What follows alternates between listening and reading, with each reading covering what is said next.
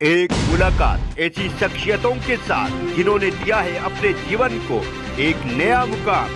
रूबरू कराएंगे ऐसी कुछ हस्तियों के साथ एक खास शख्सियत के साथ मुलाकात जयदेव पटेल के साथ नंबर 1 इंडिया न्यूज पर। नमस्कार व्यूअर्स, मैं जयदेव पटेल और आप देख रहे हैं नंबर 1 इंडिया न्यूज। आपका एक बार फिर स्वागत है एक खास शख्सियत के साथ मुलाकात प्रोग्राम में। आज हम बात करेंगे लोकसभा चुनाव को लेकर। दूसरे चरण का मतदान कल होना है और ऐसे में राजस्थान में कितनी सीटें आने की उम्मीद है बीजेपी को और क्या कुछ इसके लिए खास तैयारी या बीजेपी की तरफ से की गई है। इन मुद्दों पर बात करने के लिए हमारे साथ खास समान है राजस्थान के शिक्षा मंत्री मदन दिलावर जी। आपका बहुत बहुत स्वागत है आज के हमारे प्रोग्राम में। और इसी के साथ आपसे मेरा पहला सवाल है कि राजस्थान में इस बार बीजेपी और एनडीए को कितनी सीटें आने की उम्मीद है आपको? 25 में से 25 सीट भारतीय जनता पार्टी जीतेगी और पहले से ज्यादा वोटों से जीत होगी। जी मदन दिलावर जी, लेकिन कांग्रेस के वरिष्ठ नेता जो है राहुल गांधी के अलावा कांग्रेस के अशोक गहलोत हो गए, पूर्व सीएम, उन सबका ये मानना है कि बीजेपी एनडीए 400 पार की बात कर रही है, लेकिन राजस्थान में इस बार जो एक हैट्रिक है वो नहीं होने देंगे। राजस्थान में 25 की 25 सीटें जीतेंगे, इनके मंसूबे पूरे नहीं होंगे और देश में एनडीए की 400 से 5 सीट जीत करके माननीय नरेंद्र जी मोदी को तीसरी बार प्रधानमंत्री बनाएंगे। सर, आज अगर हम बात करते हैं तो एक मुख्यमंत्री के ओएसडी लोकेश शर्मा ने एक बहुत बड़ा खुलासा किया है, कहीं न कहीं पेपर लीक मामले को लेकर के हो, तो उसको क्या कहेंगे आप? देखो, हमारे यहाँ एक कहावत है राजस्थान में कि पाप मंगरा बैठ के बोलता है, यानी छत पर बैठ के बोलता है। ये कांग्रेस का पाप है ना, ये बोल रहा है और उन्हीं के सहयोगी ने जो बिल्कुल नजदीक थे, ओएसडी थे, उससे सारी सच बात को उगला है, बताया है। तो इसका मतलब ये है कि वो सच है। अभी कुछ बातें और उनको बतानी शेष है जो बताएंगे। मैंने पहले भी कहा और अब भी कह रहा हूं कि गोविंद सिंह की डोडासरा और श्री अशोक गहलोत साहब तत्कालीन मुख्यमंत्री जेल जाएंगे और आपने देखा कि उसके ओएसडी ने भी सारी बातें बता दी। तो अब एसओजी की सुई और ईडी की सुई मुख्यमंत्री तत्कालीन अशोक जी गहलोत और डोडासरा जी की तरफ घूमेगी और ये निश्चित रूप से जेल की सीटों को पीछे होंगे। मदन दिलावर जी, एक सवाल मेरा आपके डिपार्टमेंट से है, जो यूनिफॉर्म्स जो है वो कहेंगे इक्विवेलेंट हो जाएंगे, तो इसके पीछे क्या कुछ मैसेज देने की कोशिश है आपके द्वारा और ये कितना कुछ सार्थक साबित होगा आपकी नजर में? देखो, क्या है कि बच्चों के मन में हीन भावना पैदा न हो, इसलिए प्रयास किया जा रहा है।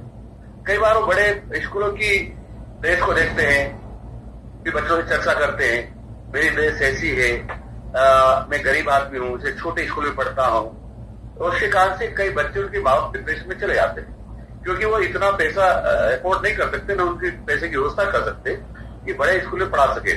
और कई बार बच्चे इस बात को समझते तो हट जाते हैं कि मैं तो उसी विद्यालय पढ़ूंगा, लेकिन ये नहीं पढ़ा पाता है तो बच्चे डिप्रेशन में चले जाते हैं, माँ बाप भी डिप्रेशन में चले जाते हैं। तो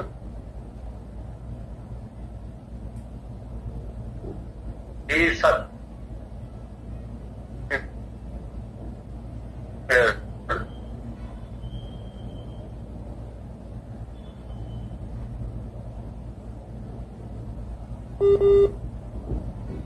जी मदन दिलावर जी, अगर हम बात करते हैं तो इस बार जैसे कल मतदान होने हैं, मतदान में ज्यादा से ज्यादा लोग आगे आकर के इस एक महापर्व का हिस्सा बने, इसको लेकर के आप क्या कुछ अपील करेंगे?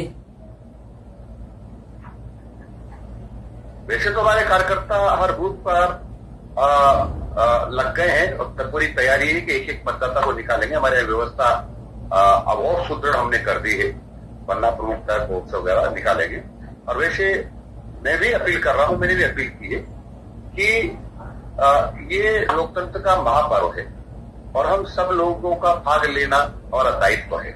इसलिए सब सुबह 7 बजे से लेकर 12 बजे तक अपने मैक्सिमम मतदान कर दें और कोशिश ये करें कि 10 बजे ही कर दें, क्योंकि मौसम विभाग ने संभावना बताई है कि दोपहर के बाद अंधड़ वगैरह छोटी मोटी बरसात हो सकती है। इसलिए सब मतदाताओं से मेरी अपील है कि वो समय से पहले, यानी अंधड़ या आंधी चलने से पहले सारा अपना मतदान कर देंगे तो अच्छा रहेगा और इसमें हमारी सहभागिता जरूर होना चाहिए।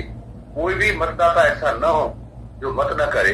यदि वोट नहीं देगा तो पाप का भागी हो सकता है, क्योंकि एक आपको अच्छे अच्छे व्यक्ति को या अच्छी पार्टी को वोट नहीं देने से गलत व्यक्ति आ सकते हैं, तो देश के साथ कभी कभी गद्दारी भी कर सकते हैं। इसलिए मेरा सभी मतदाताओं से अपील है, निवेदन है, प्रार्थना है कि वो सब वोट देने के लिए जाएं, कोई भी पाप का भागी न बने। जी, मदन दिलावर जी, आपसे मेरा एक आखिरी सवाल है कि पहले चरण के जब मतदान हुए तो उसमें बेसिक जो एक रेशो होता है मतदान का, उससे भी कहीं परसेंटेज कम हुआ, तो इसको लेकर के कहीं न कहीं प्रमुख जानकार जो है या फिर जो अपोजिशन लीडर है उनका ये कहना है कि बीजेपी में एक हार के जो डर है उसकी वजह से कहीं के लोगों ने मतदान कम किया, या फिर ये कहें कि बीजेपी का एक लोगों को जागरूक करने का जो अभियान था वो कम हुआ है। ऐसा नहीं है। भारतीय जनता पार्टी के मतदाताओं ने पूरा मतदान किया है, लेकिन कांग्रेस के लोग एक तरह से डिप्रेशन में थे कि हम लोग जीत ही नहीं सकते। मोदी जी इतने शक्तिशाली पावरफुल है, जनता का प्यार और इतना है कि उनकी कोई सीमाएं नहीं, लोकप्रियता भी हाईएस्ट शिखर पर है, उच्च शिखर पर है। इसलिए भारतीय जनता पार्टी के लोगों ने बड़ा ताकत के साथ मतदान किया है, लेकिन कांग्रेस के लोग डिप्रेशन में होने के कारण से मतदान कम कर पाए। जी, मदन दिलावर जी, आपने हमारे लिए समय निकाला, उसके लिए आपका बहुत बहुत धन्यवाद।